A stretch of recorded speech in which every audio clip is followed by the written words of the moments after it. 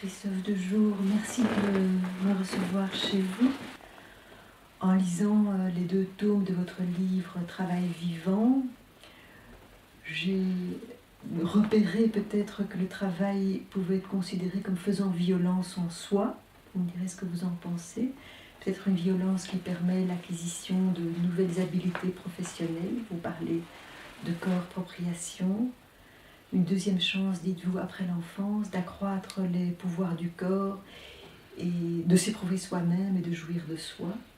Alors, ma première question, peut-on parler d'une violence à ce niveau-là, peut-être d'une bonne violence, une violence qu'il est souhaitable de rencontrer, de s'y confronter, de la dépasser dans une optique d'émancipation? Bon, votre question est à plusieurs niveaux, c'est comme des tiroirs qu'on tire successivement. Au premier niveau, c'est la définition qu'on se donne de la violence. Dans l'ensemble, pour répondre de façon un peu schématique, je pense qu'il n'y a pas de bonne violence, en tout cas dans le monde du travail, et finalement en psychopathologie, la violence ne produit que assez rarement de bonnes choses. Le problème que ça pose, c'est que ou bien on prend le terme de violence d'une façon très large, comme on a tendance à le faire dans le langage courant, et alors on affadit la notion de violence, tout peut devenir violent, par exemple, il m'a regardé avec un regard violent. Oui, mais là, la violence est une métaphore, parce que c'est pas la violence, justement. Moi, je pense que si on élargit trop et si on assouplit trop la notion, tout devient violent et donc ça ne veut plus rien dire. Si on torture quelqu'un, si on le met dans un camp de concentration, si on lui envoie des décharges électriques, si on le cogne, justement, le problème, c'est que ça modifie, là, en profondeur, les possibilités du fonctionnement psychique, avec des conséquences psychopathologiques particulières. En revanche, tant qu'on est dans le verbal,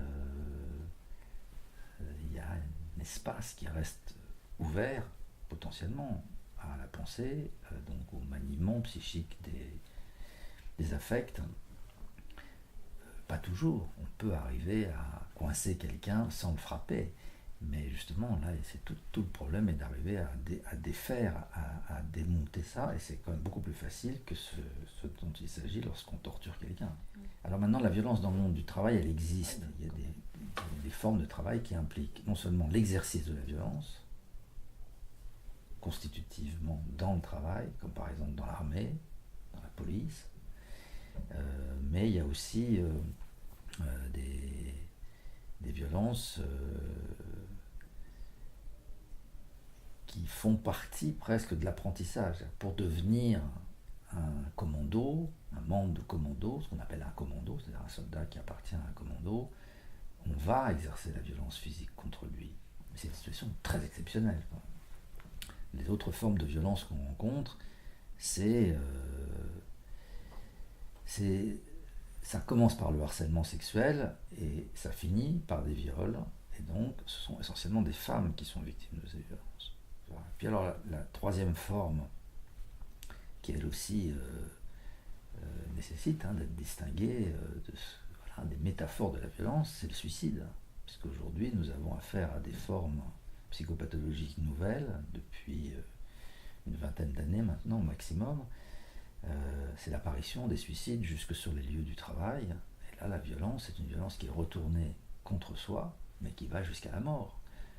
Alors, mais ce sont des situations qui sont des situations exceptionnelles. Il y en a en réalité de plus en plus, mais ça n'empêche que ce sont des exceptions. C'est pas tous les jours qu'il y a un suicide, et heureusement. Puis enfin, il y a des formes un peu rituelles de violence, notamment dans les métiers à risque, comme dans le bâtiment et les travaux publics, où il y a des démonstrations de virilité qui font partie des stratégies de défense, de démonstration de la virilité, du courage, de la force physique, de l'endurance à la souffrance. Et bon, le recours à la violence, il est quand même assez, je dirais pas banalisé, mais il fait partie de certains, une violence qui est presque traditionnelle, on pourrait dire.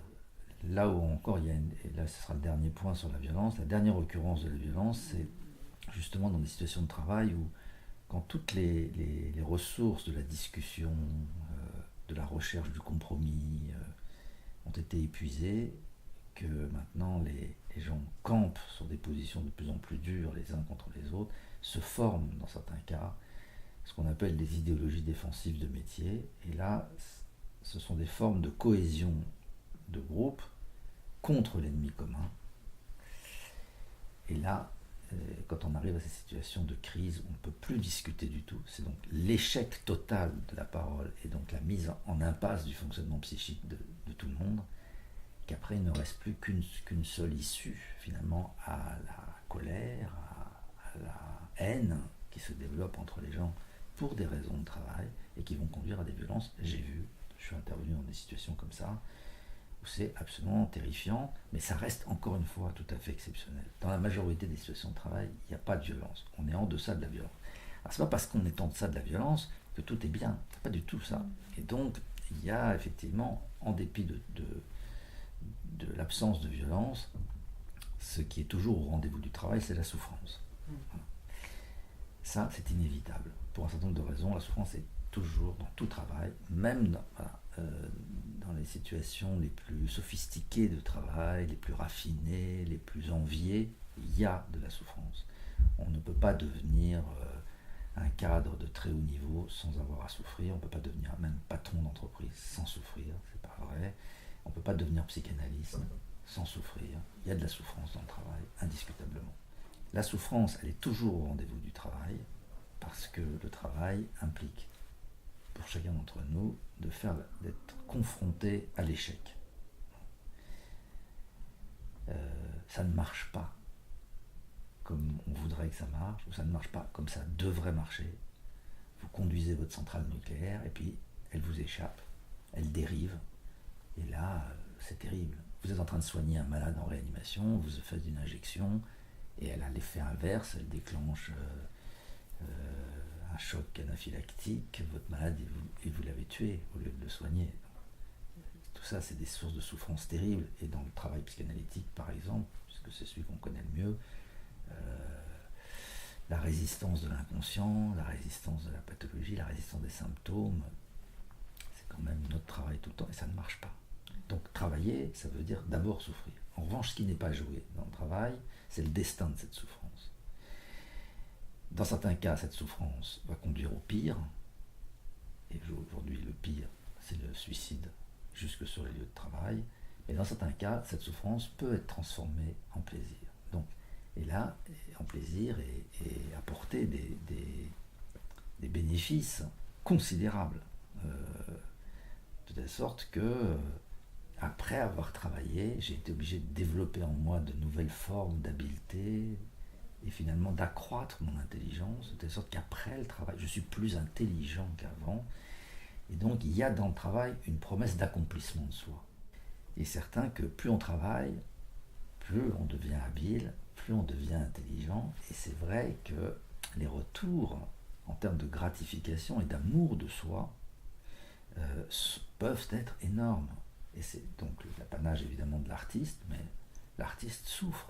Le pianiste, il va falloir qu'il travaille des heures et des heures tous les jours. Le danseur, donc le plaisir, il arrive, mais pas sans la souffrance.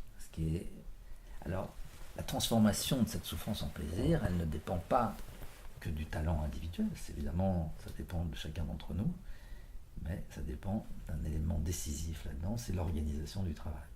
C'est pourquoi, en psychanalyse, si on sait écouter les patients, on va rencontrer la question du conflit inévitable qu'il y a entre le patient qu'on a, le sujet, qui engage sa subjectivité dans le rapport au travail. On va rencontrer la question de l'organisation du travail. Si le patient est capable d'analyser l'organisation du travail, non pas telle qu'elle est donnée par les organigrammes ou telle qu'elle est officiellement, c'est-à-dire ce qu'elle devrait être, mais telle qu'elle se présente effectivement dans l'expérience vécue, à partir de l'expérience vécue du travail, alors se révèlent de l'organisation du travail des éléments qu'on ne peut pas connaître si on ne passe pas par l'analyse, et la réappropriation de cette expérience de l'organisation du travail sous la forme d'une symbolisation, d'une élaboration, voire d'une perlaboration, pour utiliser le terme de Freud, la Durcharbeit, alors il y a une possibilité de la jouer de façon plus habile et finalement de s'émanciper des effets délétères que ces contraintes de l'organisation du travail peuvent avoir sur la subjectivité pour reconquérir le chemin du plaisir au travail.